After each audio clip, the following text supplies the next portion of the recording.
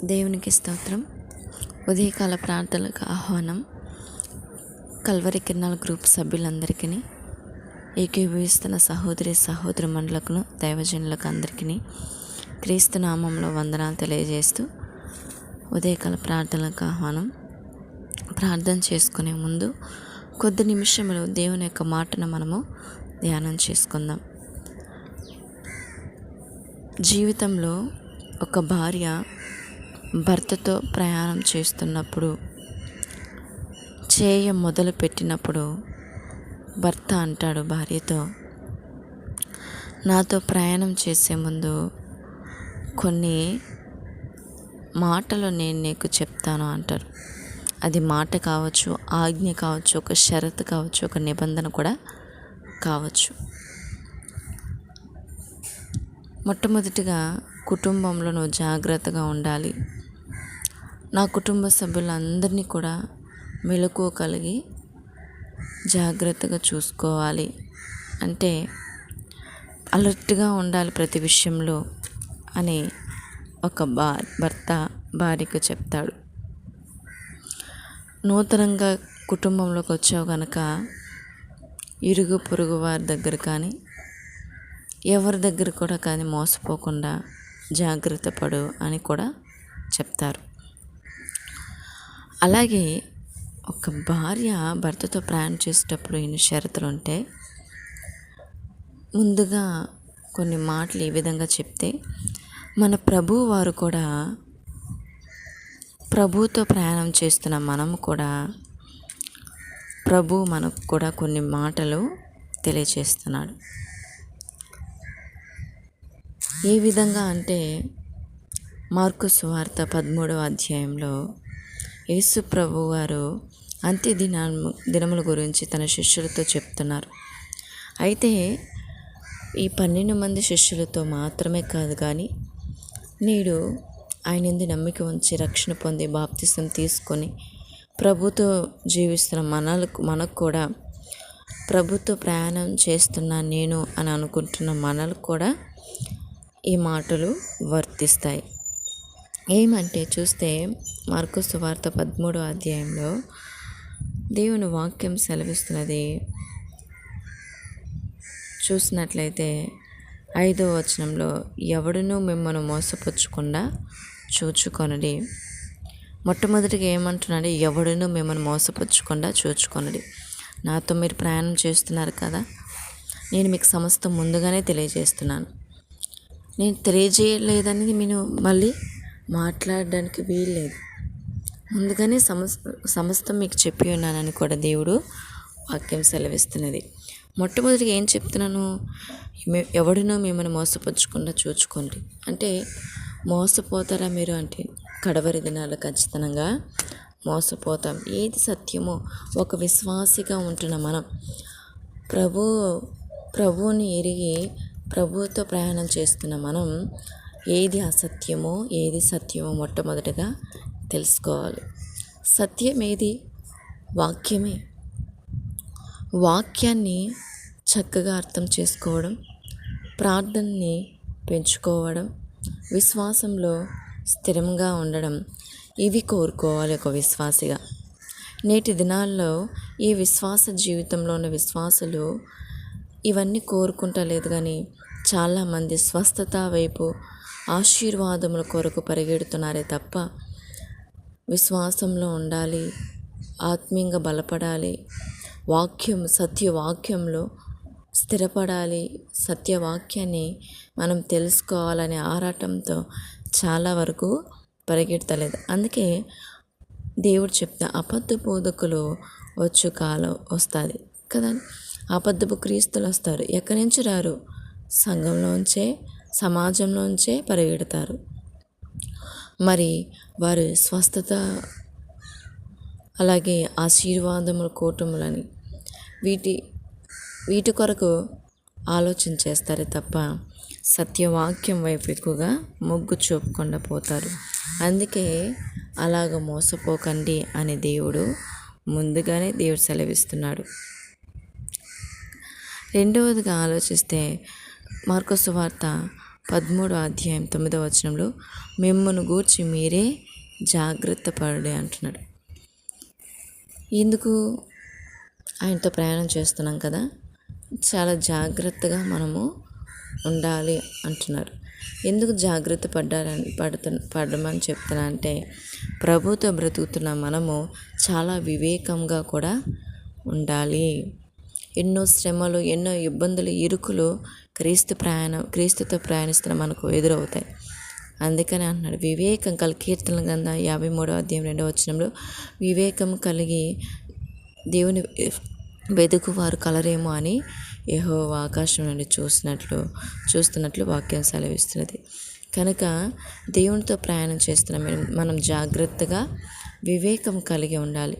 నేడు జాగ్రత్త అంటే యవనస్తులైన మనం జాగ్రత్తగా ఉండాలి. కుటుంబాలకు భార్యలుగా ఉన్న మనం కుటుంబ విషయాల్లో జాగ్రత్తగా ఉండాలి.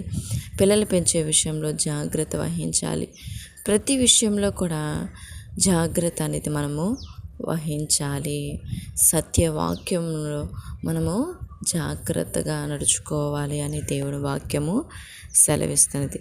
ప్రభు కోసం నిలబడడానికి మనం జాగ్రత్త వహించాలి అని కూడా దేవుని వాక్యము సెలవిస్తున్నది. మూడవదిగా చూసినట్లయితే మార్కు సువార్త 13:37 మెలకువగా ఉండుడి అని కూడా దేవుడి వాక్యం సెలవిస్తున్నది. మెలకువ అంటే చూడండి, నేటి దినంలో ప్రభు చాలా విషయంలో మెలకువ గురించి మాట్లాడుతూ వచ్చారు. మెలకువగా అంటే శోధనలో ప్రవేశింపుకున్నట్లు మెలకువ కలిగి ప్రార్థన చేయాలని, కుటుంబాలని కట్టుకునే విషయంలో మెలకువగా ఉండాలని. ఒక స్త్రీగా మెలకువ అంటే నిద్రలేని తనం కాదు, కానీ జ్ఞానంగా మనము బ్రతకాలి.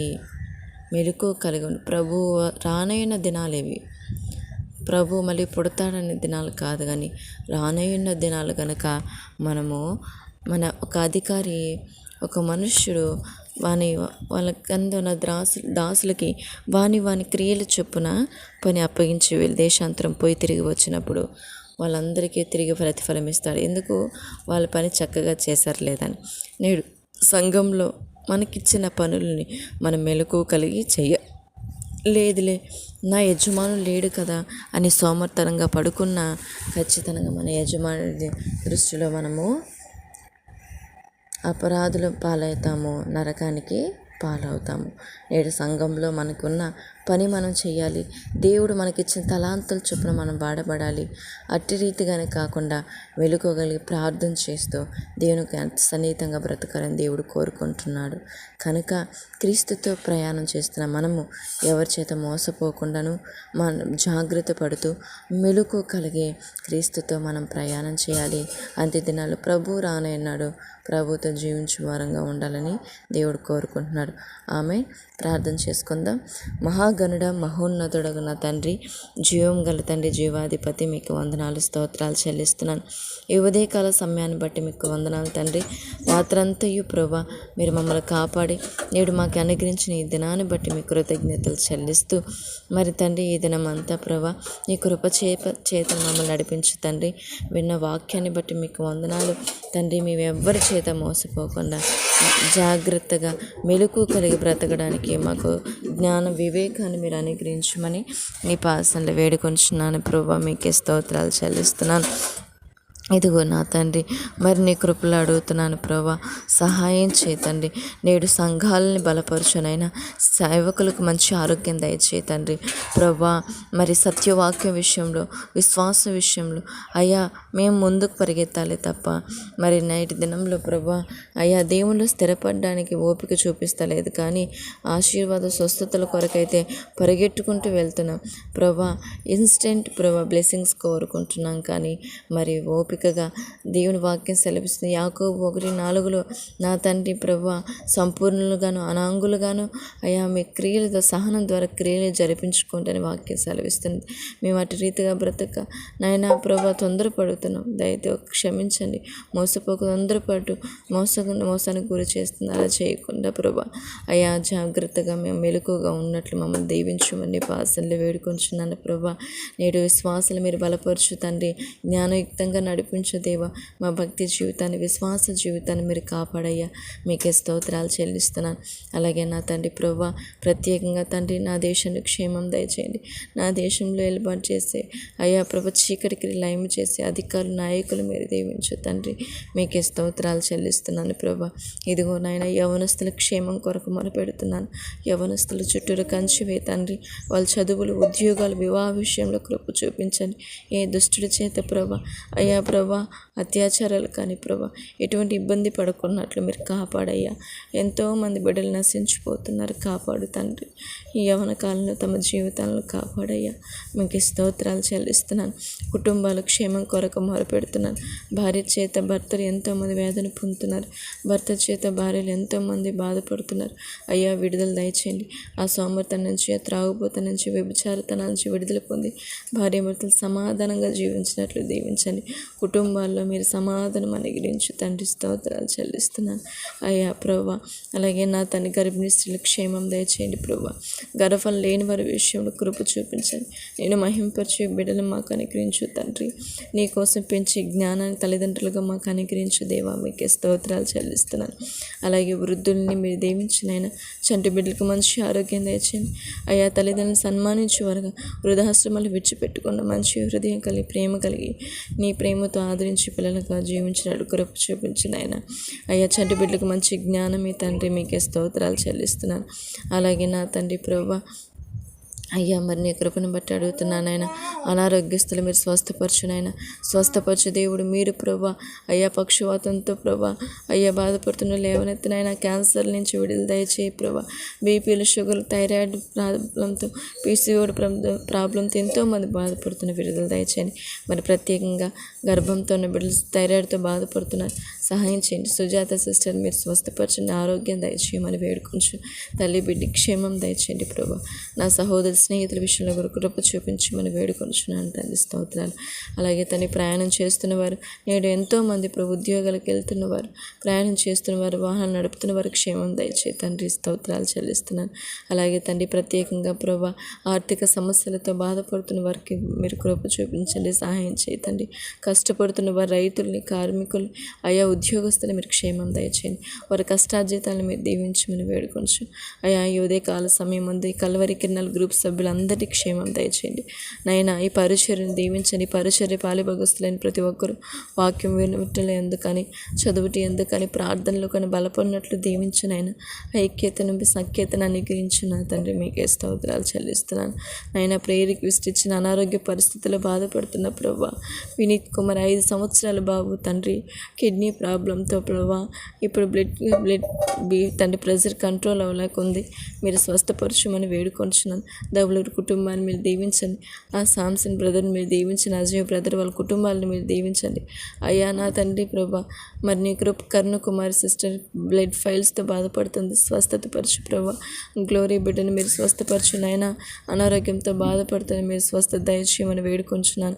దివ్య, దీప్తి సిస్టర్, సంతోష్ కుమార్ సిస్టర్ అయ్యా ప్రభా, అయ్యా చరణ్, సునీల్, శోభా సిస్టర్ వాళ్ళ ఉద్యోగాల విషయంలో, వాళ్ళ యవన కాలంలో ఉంటున్న వాళ్ళ చుట్టూ కంచివే తండ్రి అయ్యా. మీరు స్వస్థపరిచిన సాలమ్మ గారు వాళ్ళ కుటుంబాలకు క్షేమం దయచేయి ప్రభా. కుటుంబాల కొరకు ప్రార్థన రిక్వెస్ట్ ఇచ్చిన సురేష్ గారిని, ప్రభాకర్ గారిని, చంద్రశేఖర్ గారిని, రమేష్ గారిని, పాల్ బ్రదర్ కుటుంబాలు ప్రభా, అభిషేక్ గారిని, రాంబాబు గారిని ప్రభా, ప్రతి కుటుంబాలకు క్షేమం దయచేయమని వేడుకొంచున్నాను. ఈ ప్రార్థనలు ఏకీపిస్తున్న సహోదరుల కుటుంబాలకు క్షేమం దయచేయండి. వాళ్ళ చుట్టూరు కంచివేయండి. ఈ దినమంతా మీ కృప చేత నడిపించండి నైనా. ఈ పరిచయను మరింతగా వృద్ధి చేయతండి, హరించేయమని వేడుకొంచున్నాను తండ్రి. స్తోత్రాలు. దైవజన మోషే గారికి మంచి ఆరోగ్యం దయచేయండి. వాళ్ళు నడిపిస్తున్న పరిచయం చేస్తున్న ఉద్యోగాల్ని, వాళ్ళ కుటుంబ సభ్యులకు క్షేమం దయచేయండి. ఆత్మీయ తల్లి విజయమ్మ గారిని కూడా క్షేమం దయచేయండి. తల్లి కూడా మంచి ఆరోగ్యాన్ని ఇవ్వండి ప్రభా. బలహీన స్థిరాలుగా వృద్ధాప్యంలో ఉంది ప్రభా, స్వస్థపరచునైనా. ఆన్లైన్ పరిచర్లు మీరు దీవించు తండ్రి. స్తోత్రాలు చెల్లిస్తూ అయ్యా నన్ను, నా కుటుంబాన్ని పాదసలు సమర్పిస్తున్నాను ప్రభా. మీరు ప్రేమించి నాకు ఇచ్చిన భర్తను, కుమార్తెను, అత్తగారిని, తల్లిదండ్రులని, సహోదరులను బట్టి మీకు వందనాలు. ప్రతి ఒక్కరిని క్షేమం దయచేయండి. నడిపించండి. మీ జ్ఞానంతో నన్ను నడిపించు తండ్రి. నీ వివేకంతో నడిపించండి. అపవాది చేత మోసపోకుండా పరిశుద్ధమైన వాళ్ళుగా, నిందారహితులుగా, అనాంగులుగా నీ సన్నిధానంలో బ్రతుకుతూ అయ్యా మెలుగు కలిగి మరణం వరకు యథార్థంగా జీవించినట్లు సహాయం చేయండి. వాక్యంలో బలపరచండి ప్రభు. జ్ఞానంగా నాకు ఇవ్వు తండ్రి. మీరు ఎవరికైనా జ్ఞానం కొదువుగా నన్ను అడుగుమని చెప్పి నేను స్తుతించి చక్కటి స్వరాన్ని నేను మహింపరిచే వాక్యాన్ని సజీవితాన్ని బ్రతుకున్న కనికరించి మీరు మహిమ పొందుకోము. ఈ దినమంతా నీ కృప చేత నన్ను నడిపించిన నా కుటుంబం చుట్టూ కంచి వేసి కాపాడు. మా ప్రభు రక్షకుడు యేసుక్రీస్తు నామములో ప్రార్థన చేసి వేడుకొని పొందుకుంటున్నాం కను తండ్రి. ఆమేన్. ఆమేన్.